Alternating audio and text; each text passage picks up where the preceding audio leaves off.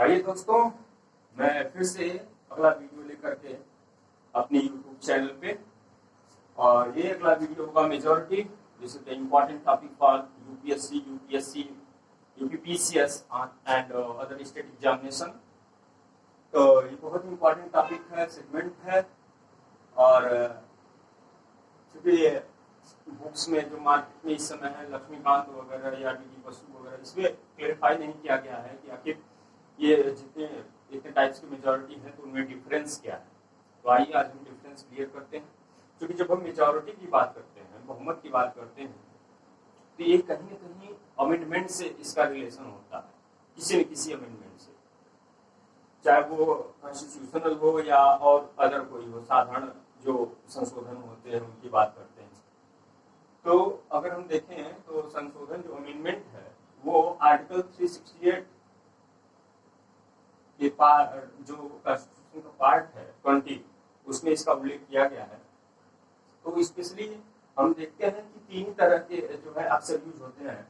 तो पहला हो गया आपका सिंपल मेजॉरिटी, जिसको बोलते हैं सिंपल मेजॉरिटी, और दूसरा हो गया स्पेशल मेजॉरिटी, और तीसरा हो गया स्पेशल तो वो भी रहता है, लेकिन स्पेशल प्लस उसमें क्या रहता है कि स्टेट्स का भी चाहिए होता है सहमति, स्वीकृति, मतलब उसको बोलते हैं मोर देन 50%।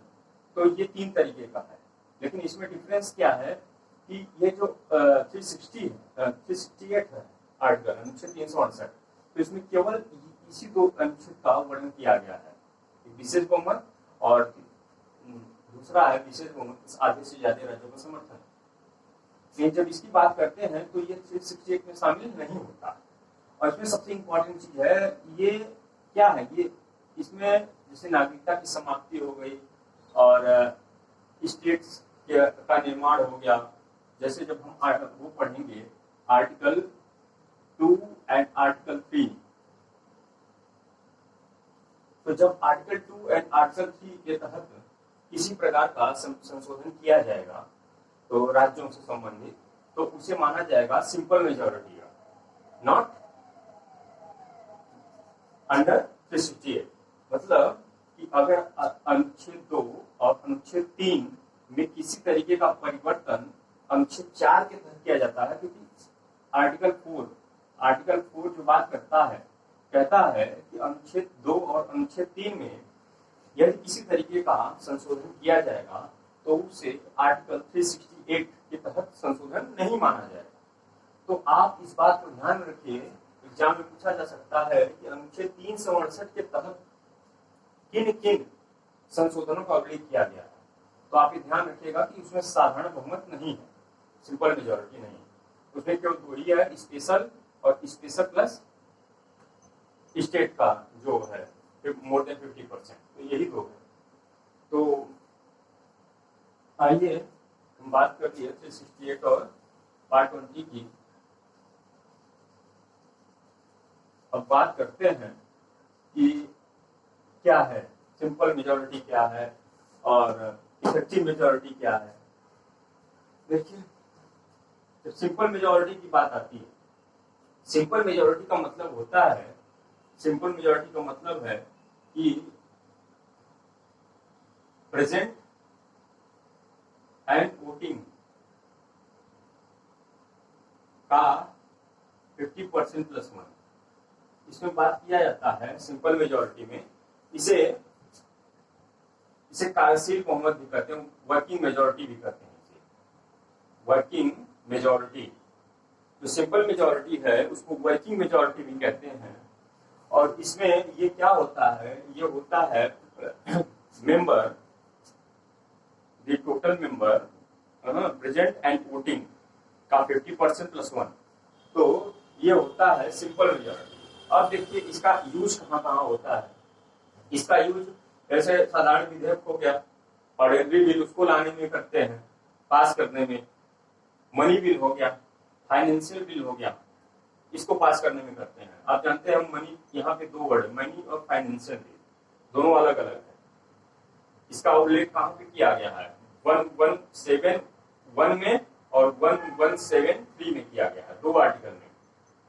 और जबकि मनी बिल का आप जानते हैं 110 में, अनुच्छेद 110 में इसका उल्लेख किया गया है मनी बिल का, और फाइनेंशियल बिल का 117(1) में और 117(3) में। तो इसमें अंतर क्या है? इसमें अंतर यही है कि प्रत्येक धन विधेयक वित्त विधेयक होगा, लेकिन प्रत्येक वित्त विधेयक धन विधेयक नहीं होगा। ये भी हो सकता है कि फाइनेंशियल बिल हो, लेकिन आर्टिकल 110 मतलब जो धन विधेयक के बारे में जितनी बातें दी गई हूँ उसका उसमें कोई उल्लेख न हो, तो वो केवल फाइनेंशियल बिल ही रह पाएगा, न कि मनी बिल।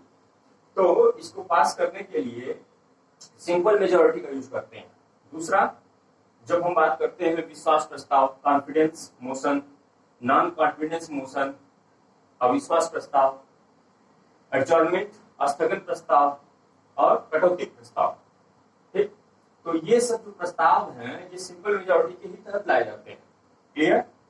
और देखिए इंपॉर्टेंट क्या है, removal of vice president in Lok Sabha. यहाँ पे इंपॉर्टेंट चीज है ये कि रिमूवल ऑफ वाइस प्रेसिडेंट, क्योंकि उपराष्ट्रपति जो होता है वो राज्यसभा का पदेन सभापति होता है, ठीक।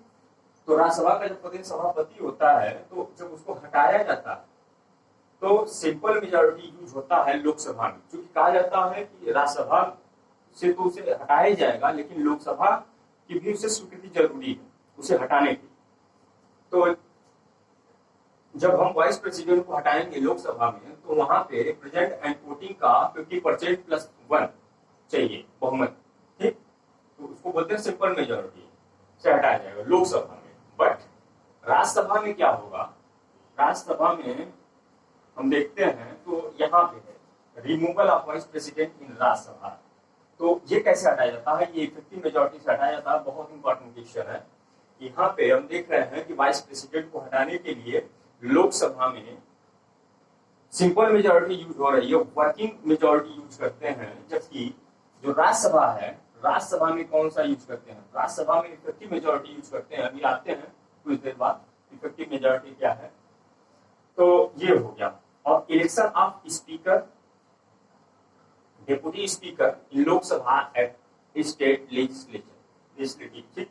जो लोकसभा है और राज्य की विधानसभाएं हैं उनमें जो अध्यक्ष और उपाध्यक्ष को इलेक्ट किया जाता है उसमें किस मेजॉरिटी का यूज होता है? सिंपल मेजॉरिटी का। और देखिए, टू डिक्लेयर फाइनेंशियल इमरजेंसी, जो वित्तीय आपात जो लगाते हैं राष्ट्रपति घोषणा करते हैं, तो वो किसके तहत होता है? वो इसी के तहत पास होता है, ठीक है। और constitutional amendment bill 368 which require state consent, ठीक। तो एक ऐसा बिल 368 अगर मान लीजिए कोई संवैधानिक संशोधन विधेयक आया है तो वो लोकसभा में भी अलग तरीके से पास होगा। और चूंकि होता क्या है कि संसद में जब कोई विधेयक आता है संवैधानिक बिल, तो संसद में किसी और बहुमत से और स्टेट में किसी और बहुमत से पास होता है। क्योंकि यदि कोई संवैधानिक बिल आता है तो वो संवैधानिक ढांचे में अगर सुधार के लिए है तो उसे special majority plus more than 50%, ठीक, ये ऑफ द स्टेट कंसेंसस से चाहिए होता है। 50% से ज्यादा राज्यों को समर्थन उसमें चाहिए होता है। तो ऐसे में जब ये संसद में आता है तो संसद में हम यूज करते हैं इसको, ये स्टेट कंसेंट। जब ये राज्य में जाता है स्टेट से, संसद से होकर के, तो स्टेट में सिंपल मेजॉरिटी से पास होता है। जबकि ये पार्लियामेंट में जब पास होता है तो इसमें स्पेशल मेजॉरिटी यूज करते हैं। क्लियर? जब कोई संशोधन, संवैधानिक संशोधन बिल आर्टिकल 368 से रिलेटेड आता है तो संसद में उसे स्पेशल मेजॉरिटी चाहिए होती है। और जबकि जब वो स्टेट में जाता है तो पूरे जो 50% स्टेट का चाहिए होता है, तो प्रत्येक स्टेट से, ईच स्टेट लेजिस्लेचर से और उसके दोनों सदन से वो कैसे पास होगा? उसे चाहिए होगा सिंपल मेजॉरिटी। तो ये था क्या है आपका सिंपल मेजॉरिटी, जिसको वर्कशील मेजॉरिटी कहते हैं। तो ये रहा आपका डिटेल पूरा। अब आइए हम बात करते हैं इफेक्टिव मेजॉरिटी का। तो इफेक्टिव मेजॉरिटी में सबसे इंपॉर्टेंट चीज क्या है? इफेक्टिव, प्रभावी बहुमत। तो हम यहाँ पे एक वर्ड यूज किया गया है, इसको देखते हैं। इफेक्टिव स्ट्रेंथ क्या है, प्रभावी सीट जिसको बोलते हैं, स्ट्रेंथ बोल सकते हैं। तो जैसे कि मान लीजिए अगर 455 है पूरी टोटल सीट 455 लोकसभा की, लेकिन उसमें से 45 वैकेंट है, सीट खाली है, तो टोटल जो इफेक्टिव स्ट्रेंथ हुआ वो कितना होगा, 500।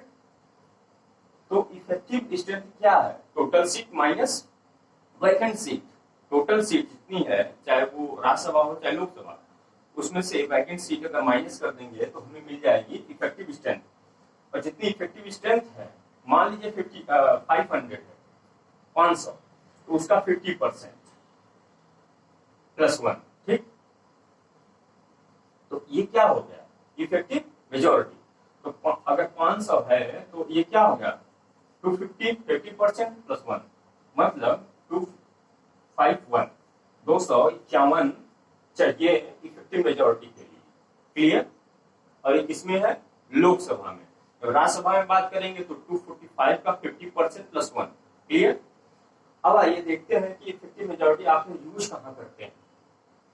इफेक्टिव मेजोरिटी को हमने बताया कि ये removal of vice president in Rajya Sabha, जबकि लोकसभा में जब वाइस प्रेसिडेंट को हटाया जाएगा तो सिंपल मेजोरिटी के तहत हटाया जाएगा, और जब इन्हें राज्यसभा में हटाया जाएगा तो इफेक्टिव मेजोरिटी के तहत हटाया जाएगा, ठीक।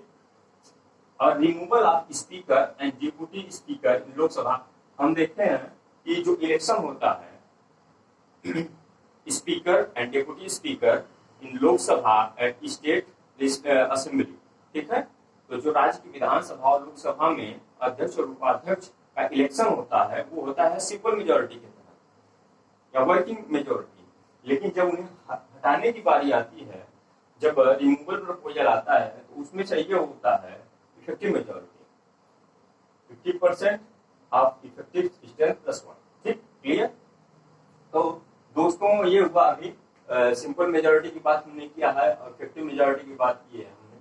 और अभी बचा हुआ आपका एब्सोल्यूट मेजोरिटी क्या है और स्पेशल मेजोरिटी क्या है, अभी हम बात करते हैं उससे। तब तक के लिए धन्यवाद।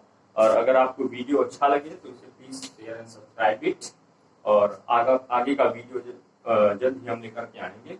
बहुत बहुत धन्यवाद।